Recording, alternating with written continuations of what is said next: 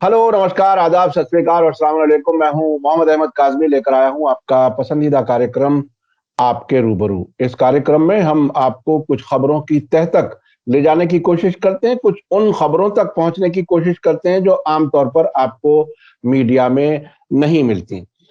इस वक्त जो सबसे बड़ी दुनिया भर में खबर चल रही है वो यूक्रेन पर रूस के हमले की और उसके साथ साथ जो जंग जारी है उसके बारे में। आज दूसरा दिन है इस हमले को, और खबरें ये हैं कि राजधानी कीव की तरफ रूस की फौजें बढ़ रही हैं। कीव में आज ही यूक्रेन ने एक रशियन जहाज गिराने का दावा किया है, और यूक्रेन के प्रेसिडेंट ने कहा है कि कल पहले दिन 137 सिविलियन और मिलिट्री लोगों की मौत हुई है इस जंग में। और एक जेलेंस्की जो प्रेसिडेंट हैं, उन्होंने एक डिक्री पर साइन किया है कि लोगों को मोबिलाइज किया जाए रूस के खिलाफ जंग के लिए। तो ये सिनेरियो है। बाकी वेस्टर्न मुल्कों की तरफ से पाबंदियों का सिलसिला है। अभी ऐसा कोई इशारा नहीं मिला है कि नेटो बाकायदा फौजी ऑपरेशन रूस के खिलाफ करने के लिए तैयार है। एक बयान यूक्रेन के प्रेसिडेंट का यह भी है कि आखिरकार हम अकेले पड़ गए, हम अकेले ही रूस से जंग करने के लिए मजबूर हैं। तो इस सूरत हाल को समझने के लिए मेरे साथ आज खास मेहमान हैं, सीनियर जर्नलिस्ट शेख मंजूर साहब। और हम देखेंगे, समझेंगे उनसे कि आखिर ये क्यों हुआ। अब से पहले जो बाइडन बार बार तकरीबन पिछले 2 हफ्ते में कम से कम 6 बार उन्होंने कहा था कि रूस हमला करने वाला है।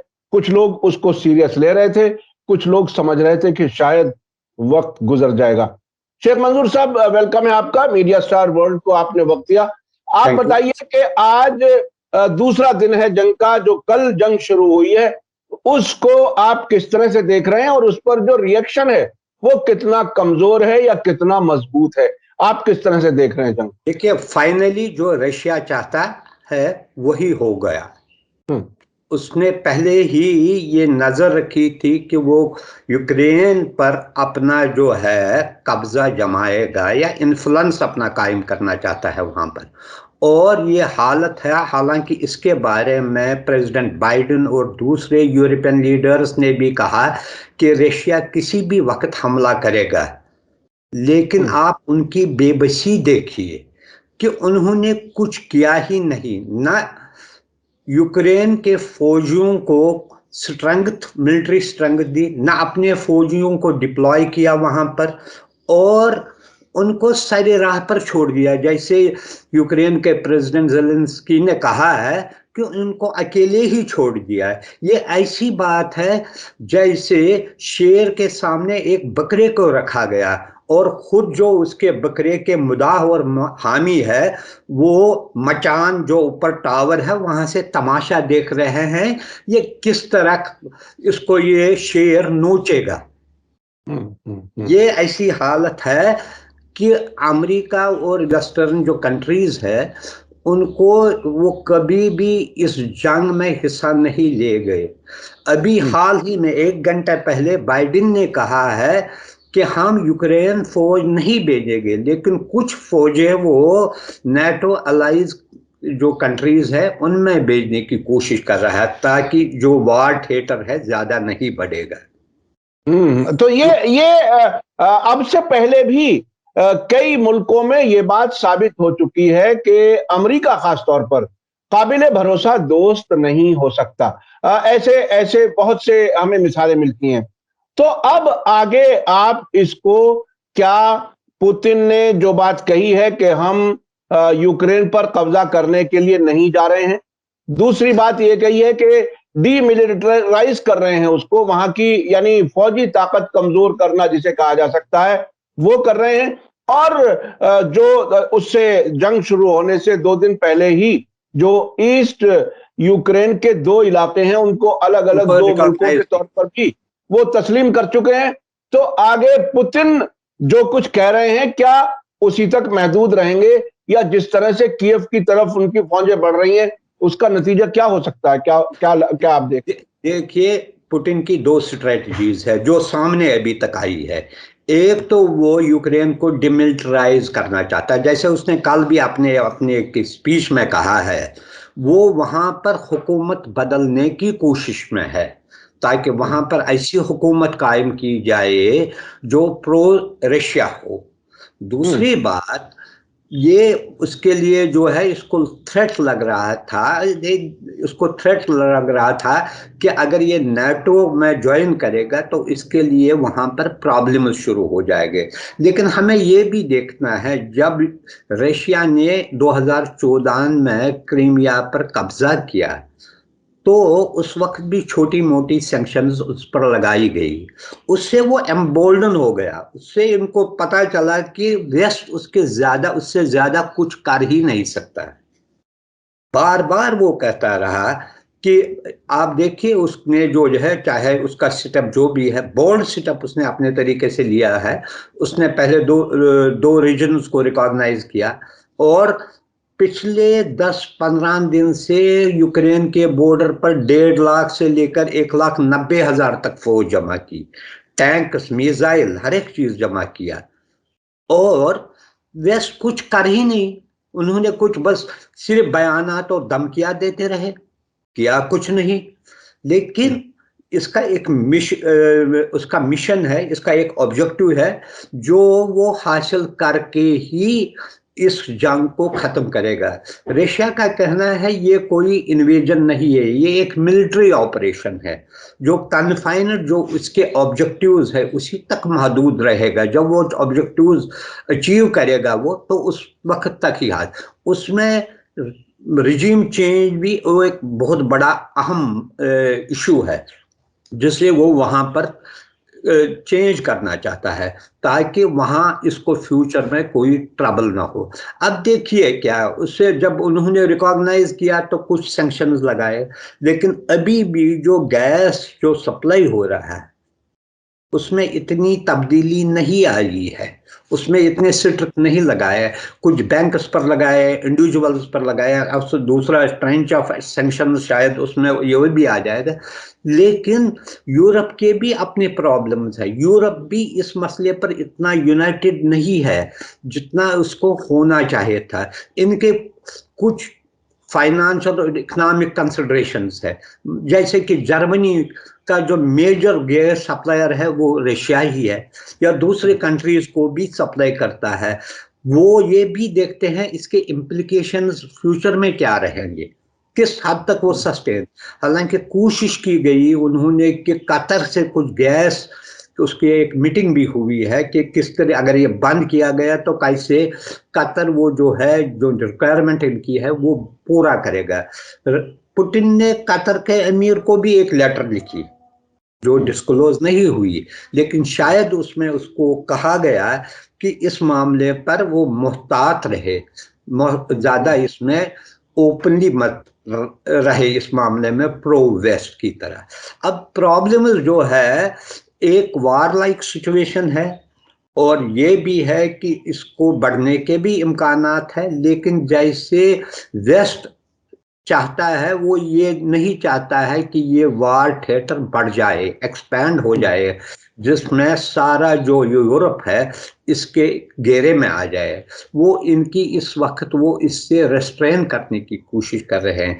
इसीलिए वो सारा कुछ जो है इकोनॉमिक सैंक्शन और पॉलिटिकल दबाव बनाने की कोशिश कर रहे हैं, और इसमें वो सक्सेसफुल नहीं हुए अभी तक, क्योंकि रशियन प्रेसिडेंट जो है वो एक, लोग कहते हैं वो स्टबार्न आदमी है। वो जिस चीज को वो चाहता है वो उसको पता था कि अगर मैं ये मिलिट्री इंटरवेंशन यहाँ करूंगा या वॉर करूंगा तो इसके क्या रिपरकशन, उसने उसको पहले ही एसेस किया होगा, इसके बाद ही उसने ये एक्शन ली। अच्छा शेख साहब, दो चीजें सामने आ रही हैं यूरोप के और नेटो मुल्कों की तरफ से। एक तो ये कि जो पाबंदियां, सैंक्शंस लगाई हैं उसमें ये कहा जा रहा है कि रूस के 70% बैंकिंग सिस्टम पर उसका असर होगा।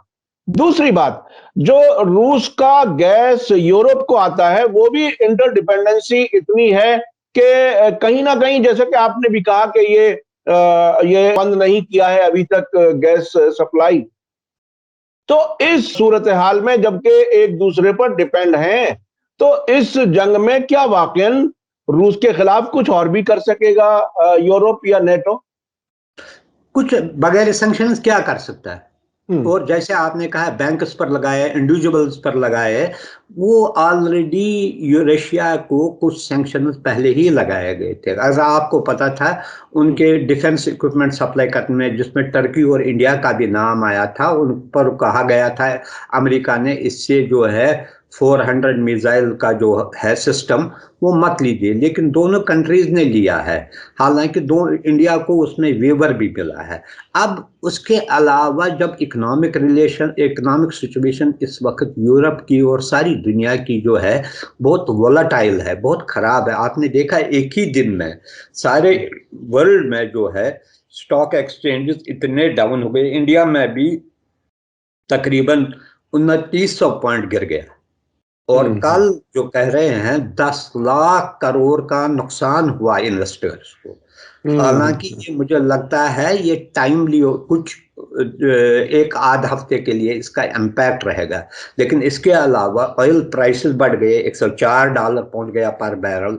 उससे सारी दुनिया की इकोनॉमी जो है सफर करेगी, खासकर डेवलपिंग और जो पुअर कंट्रीज है उनके लिए सबसे ज्यादा मुसीबत होगी ये। अच्छा, अभी जो इस वक्त रूस ने एक तरफ तो इंडिया के पोजीशन को अप्रिशिएट किया है, दूसरी तरफ यूक्रेन के एम्बेसडर ने जिस तरह से लाचारी में मदद मांगी है, एक तरह से शिकायत भी की है इंडिया की पोजीशन की, और साथ साथ उम्मीद भी जाहिर की है।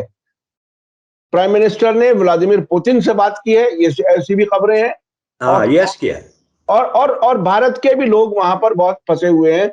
इसको भारत से रिलेटेड, भारत से मुताल्लिक आप इस जंग को किस तरह से देख रहे हैं? भारत पे क्या कुछ असर पड़ने वाला है? क्या वाकई भारत से यह भी कहा जा रहा है कि बाइडेन ने भी मोदी को कांटेक्ट किया है, बताया है, बात हुई है, तो क्या भारत का कोई रोल कुछ वाकई उसमें कोई इंपॉर्टेंट हो सकता है? देखिए, इस वक्त तक जो इंडिया ने रोल किया है वो बहुत एक न्यूट्रल टाइप का रोल अदा किया है। वो इस झमेले में पड़ना नहीं चाहता है, इसीलिए अमेरिका और इसके जो एलाइज है वो इंडिया से किसी हद तक खफा भी है। और ये भी कहा जाता है कि उन्होंने, वो कहते हैं यूनाइटेड नेशंस या दूसरे जो इंटरनेशनल फोरा है, इंडिया को बड़ा सॉलिड और असर्टिव रोल प्ले करना चाहिए। अब जो यूक्रेन का जो एम्बेसडर जो कहता है, जब उसके अपने जो नेटो के कंट्रीज है, जो यूरोपियन कंट्रीज है, जिन्होंने इसको इस वार में धकेल दिया, वो खुद तमाशाई बन के रखे, इंडिया क्या करेगा इस मसले में? इंडिया कहीं था ही नहीं इस मसले में इन्वॉल्व। ये दो हाथियों की लड़ाई थी। वो जो कहते हैं ना, जब दो हाथी लड़ रहे हैं तो जमीन जो नीचे है वही तबाह होती है। वही यूक्रेन का हो गया। यूक्रेन को अभी तक कहते हैं $6 बिलियन का नुकसान हुआ। उसके सारे जो एयरपोर्ट से उनको डिमोबलाइज किया रशिया ने, उनके जहाज गिर गए, उनके जो चेर्नोबिल जो पहले न्यूक्लियर साइट मानी जाती थी 80s में, वहां पर गैस लीक होने से हजारों लोग मर भी गए। वहां पर उसने कब्जा किया, कीव की तरह वो पहुंच गया है, जो उसका कैपिटल है। दूसरी सिटीज उसके कब्जे में है। क्या किया उन्होंने? इंडिया का अभी तक जो है सही है, वो इस झमेले में नहीं पड़ना चाहते और न पड़ने की जरूरत है। जब बड़े जो जिनको दावा करने वाले कंट्रीज है, इसमें यूएस सबसे ज्यादा वार्निंग दे रहा था, उसमें हालांकि फ्रांस इसमें किसी हद तक मीडिएट भी करने की कोशिश कर रहा है। ब्रिटेन बड़े लंबे लंबे हम ये करेंगे वो करेंगे, फिर किया क्या उन्होंने? कुछ किया भी नहीं ना। अब जो है उसको तबाह हो गया यूक्रेन की इकोनॉमी, लोग वहां के मर गए, वहां के फौज मर गए, वहां की जो आर्मी है, जो इनका मिलिट्री इक्विपमेंट है वो तबाह हो गया। तो दूसरों को क्या नुकसान हुआ इसमें? इतना अच्छा शेख साहब, जो एक चीज और समझने की है, आमतौर पर किसी दूसरे मुल्क में हुकूमत बदलना या हुकूमत बनना, यह कहा जाता है आजकल के जो डेमोक्रेसी का उसूल है कि वो मुल्क के लोग ही फैसला करेंगे। क्या रूस की तरफ से यूक्रेन में हुकूमत बदलवाने की कोशिश उसमें मुदाखलत नहीं है उसके इंटरनल मामलात में, और उसको आप किस तरह से देखें? देखिए, बड़े मुल्क जो होते हैं ना, इनके लिए रूल्स एंड रेगुलेशन नॉर्म्स नहीं रहते हैं। आप देखिए, अमेरिका ने भी कई बार जो है हुकूमतें बहुत जगह तब्दील की है। अगर रशिया भी इसको है, वो चाहता है अपनी हुकूमत बनाएगा, चूंकि रशियन एलिमेंट्स जो है, रशियन सपोर्टर्स बहुत सारे इलाकों में हैं। जो प्रीवियस गवर्नमेंट थी 2014 से पहले, वो प्रो रशियन थी।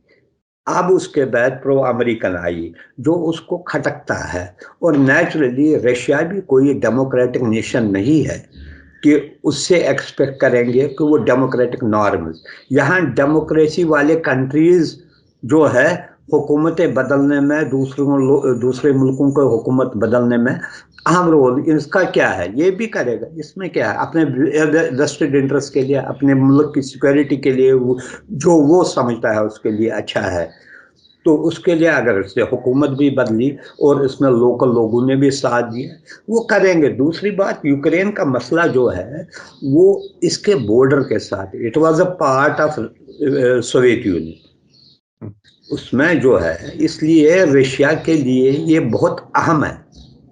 तो ये जो दो छोटे छोटे मुल्क बनाने का ऐलान हुआ 3-4 दिन पहले ही, उसको उसको रूस ने फौरन रिकॉग्नाइज कर लिया।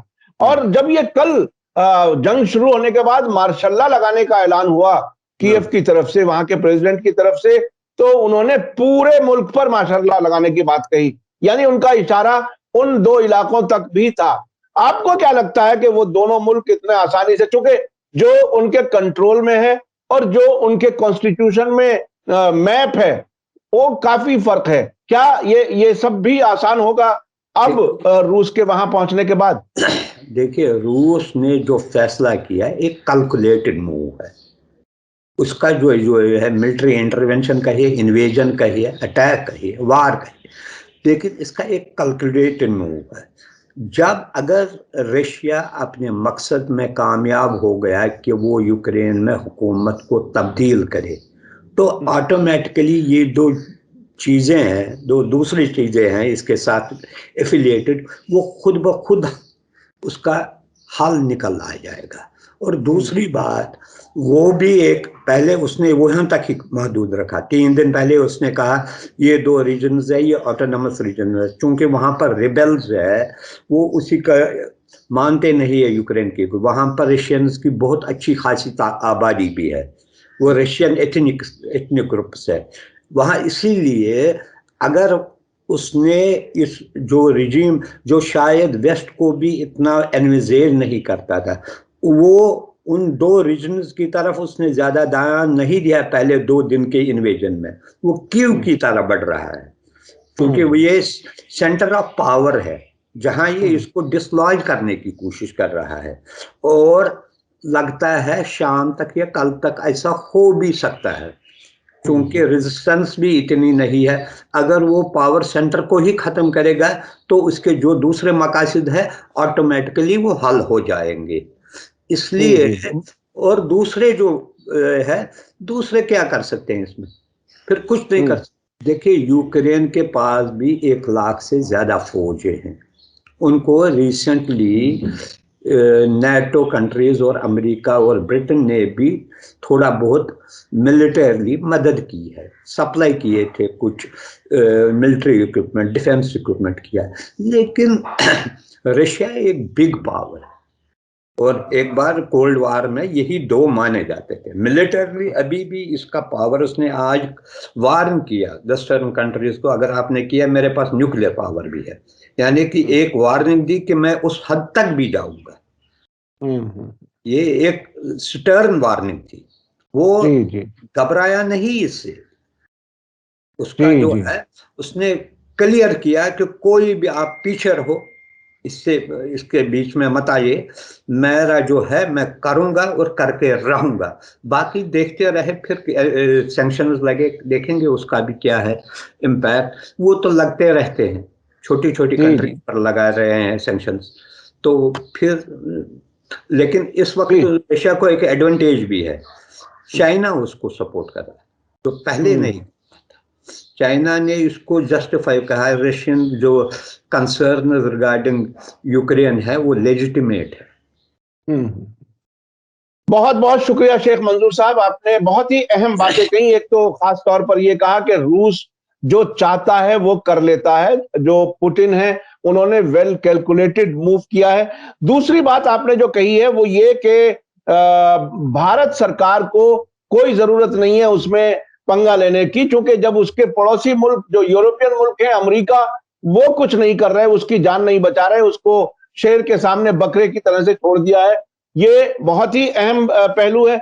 दूसरे ये कि बहुत मुमकिन है कि बहुत जल्द वहां कीव पर कब्जा हो जाए, और मकसद रूस का आपने बताया कि यूक्रेन में वो ऐसी हुकूमत चाहते हैं जो उनसे दोस्ती और उनके साथ मिलकर के चले। जी जी जी, रूस नवाज हुकूमत।